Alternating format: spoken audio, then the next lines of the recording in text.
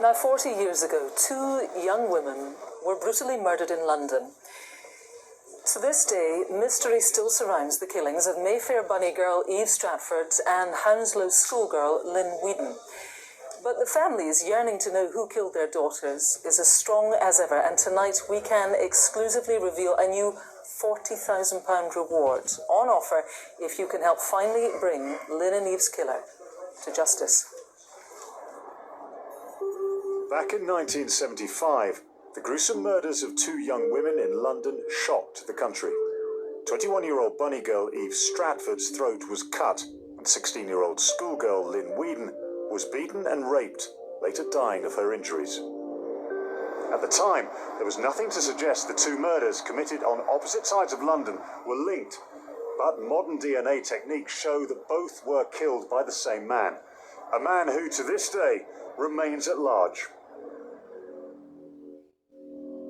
Eve was a very bright girl, very intelligent, and also very beautiful. She spoke German fluently and Russian, so she had the intelligence to go and make something of her life.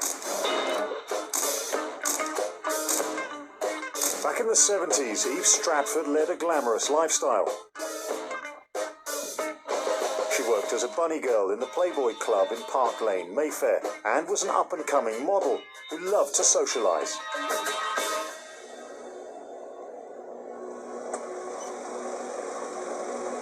But on Tuesday, March the 18th, 1975, Eve was found murdered at her flat in East London. I was working in Zaire, and I was told that my daughter had had an accident, and so they flew me home. It was only when I got to London, there was a Sun newspaper with a photograph of my daughter saying she'd been brutally murdered. And that was the first I'd heard about it. Police immediately launched a full-scale investigation and started to trace Eve's movements on the day of her death.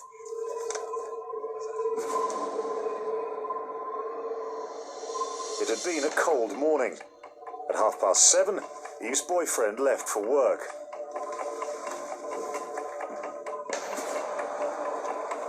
Her landlord collected their weekly rent at around 9 a.m.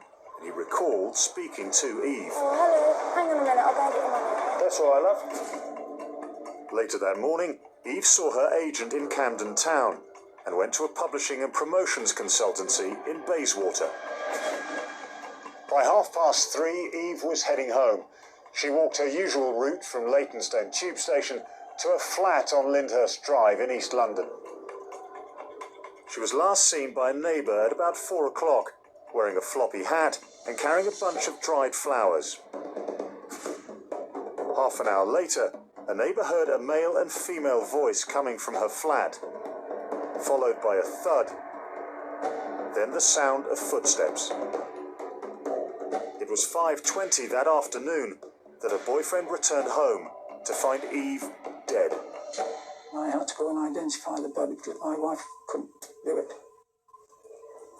And that was the biggest shock of my life, actually, but there we are. Eve had been found laying face down with her hands tied behind her back. Her throat had been slashed a number of times from ear to ear. Well, it destroyed the family. My wife never got over it and died. And it's not often you see on a death certificate broken heart. And that wasn't on my wife's death certificate. Despite all the headlines and all the leads the police followed, nothing came of it. When things like this happen to you, you say, if there's a God up there, please don't let it happen to anybody else. But it